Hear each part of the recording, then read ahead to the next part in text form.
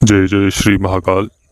स्वागत है हमारी YouTube चैनल में। तो चैनल को सब्सक्राइब कर लीजिए, बगल में बेल आइकॉन है वह भी दबा लीजिए ताकि हमारी कोई भी वीडियो हो वो आप देख सकते हैं। तो इसलिए हम सभी से आग्रह करेंगे कि सभी लोग बेल आइकॉन भी दबा लीजिए और सब्सक्राइब कर लीजिए ताकि हमारे चैनल जो ग्रोइंग में जाए, थोड़ा ग्रो हो। तो इसीलिए सभी को कहते हैं 11,000 सब्सक्राइबर पूर्ण होने में आप लोग सहायक बने। इसी आशा के साथ, इसी करुणा विनय के साथ आगे बढ़ते हैं हम। आज हम एक साधना, जो जिन्न की साधना है, बहुत ही ताकतवर यह जिन्न है और ये एक दिनों में सिद्ध होने वाली यह साधना है। मात्र 4-5 घंटे, 4 या 5 घंटे आपको बैठने हैं। ठीक है, 5 घंटे लगातार आपको बैठने हैं इस साधना के ऊपर। बस एक ऐसी क्रिया जिसके माध्यम से जिन्न आपके सामने खड़ा होगा।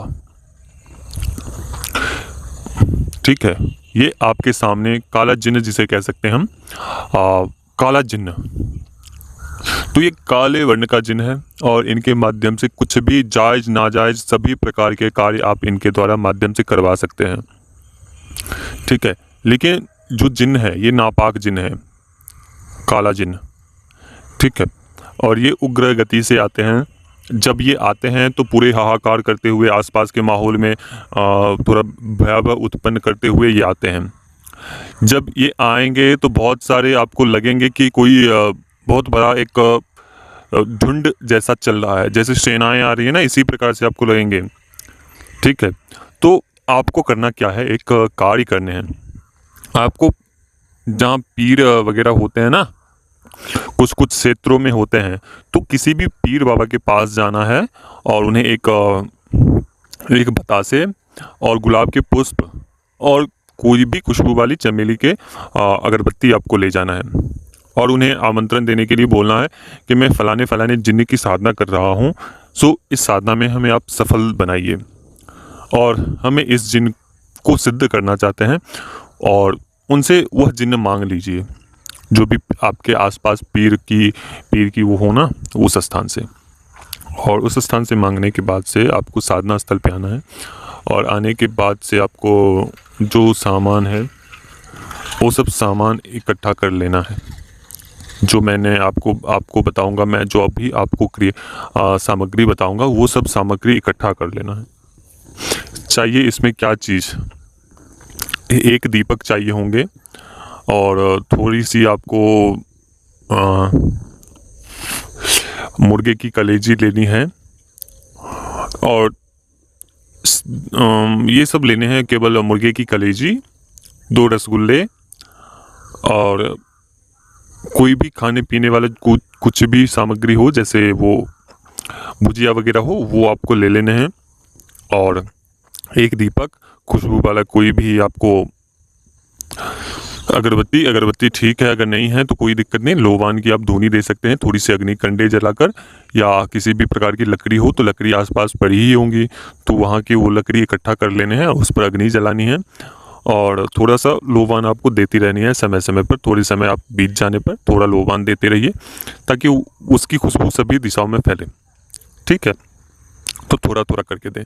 बस यही सब सामग्री है और किसी भी प्रकार की विशेष सामग्री नहीं है। बाकी हमारे द्वारा जो सामग्री आपको इस चिन्ह के लिए सामग्री दिए जाएंगे, जो उस जिन के ये जो सामग्री हमारे द्वारा जो देंगे वो जिनकी सबसे बड़ी कमजोरी है और उसी वस्तु के माध्यम से वो जिन आपको वचन देंगे।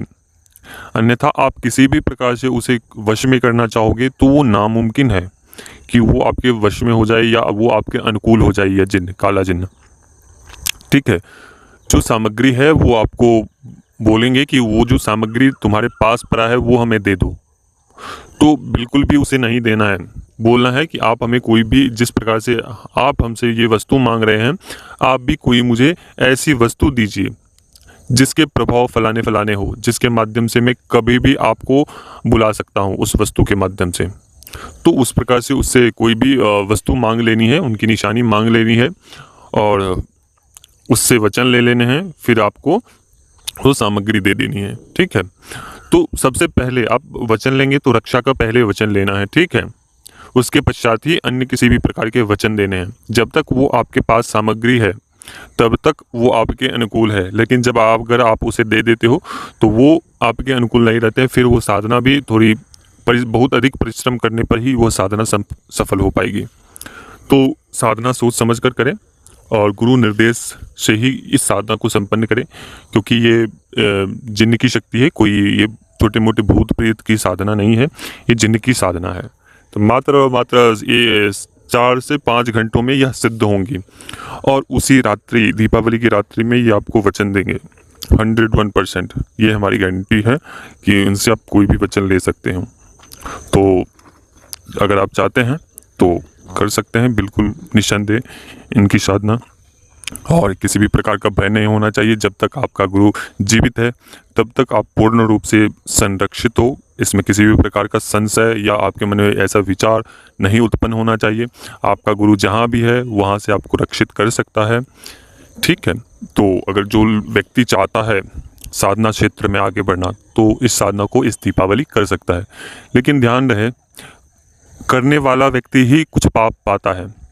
केवल देखने से कुछ भी आपको प्राप्त नहीं होंगे, कुछ भी प्राप्त नहीं होंगे, ठीक है। वो केवल मन में सोचते ही रहेंगे कि हम इस प्रकार की साधना करेंगे, ऐसे करेंगे, ऐसे करेंगे, उनसे ये करवाएंगे। केवल यही आपके मन में विचार चलते रहेंगे, लेकिन जीवन में कुछ नहीं कर पाएंगे। जो व्यक्ति करेगा वही ही व्यक्ति पाएगा, ठीक है। तो आइए, सभी का स्वागत है और अभी तक के लिए अनुमति दीजिए। जय श्री महाकाल, जय महाकाली, जय भैरव। और इनके प्रभाव मैं बता देता हूँ। आपके किसी भी प्रकार के धन से संबंधित आपके कार्य हैं, किसी का वशीकरण है, वो 3 से 4 घंटों में ये आपके वशीकरण करके दे देते हैं। चाहे वो किसी भी प्रकार के किसी के ऊपर बंधन लगा है तो उसे भी ये सक्षम है तोड़ने में।